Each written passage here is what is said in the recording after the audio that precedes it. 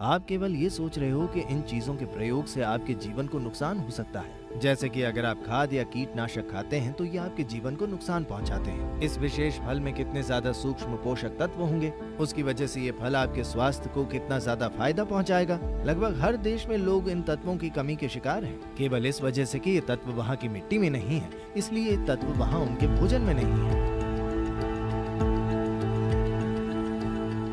अभी जब बाजार में उपज आती है, मान लीजिए अगर आप बाजार जाते हैं तो वे कहते हैं कि ये सेब जैविक है, तो दूसरे सेब क्या हैं? क्या वे अजैविक हैं? क्या ऐसी चीज होती है?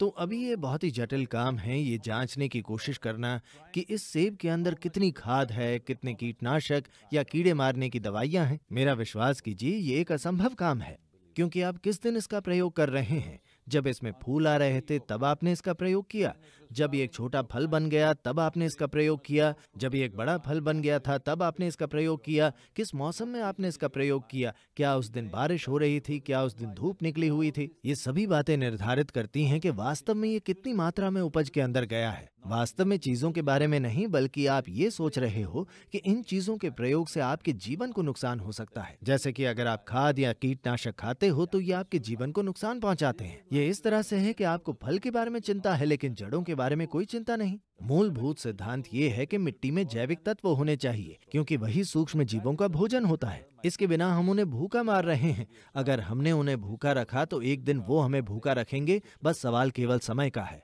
तो अभी मुद्दा ये है कि मिट्टी के जीवों को जिंदा रखा जाए, क्योंकि अगर वे जिंदा रहते हैं तभी हम जिंदा रहेंगे, क्योंकि हम केवल उन जीवों के परिणाम स्वरूप ही हैं। यहाँ तक कि विकास के संदर्भ में भी हम केवल उनके ही परिणाम स्वरूप हैं।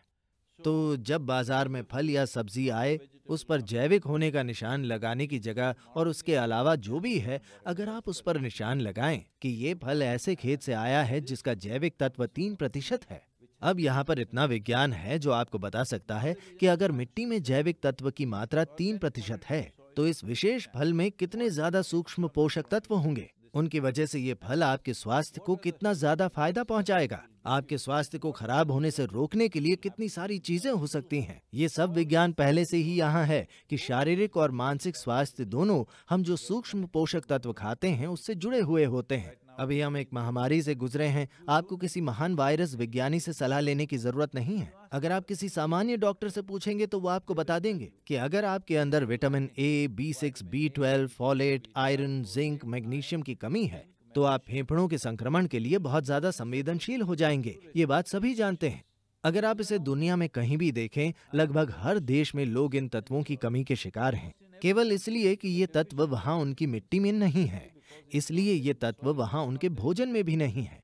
अब मैं ये कहने की कोशिश नहीं कर रहा कि अगर मिट्टी अच्छी होती तो महामारी नहीं हुई होती। निश्चित रूप से इसकी वजह से इतना भय का माहौल नहीं हुआ होता जितना कि हुआ था अगर हमारा शारीरिक संगठन मजबूत होता। और मजबूत शारीरिक संगठन का बनना एक दिन का काम नहीं है, और ये जिम जाने से नहीं बनता है।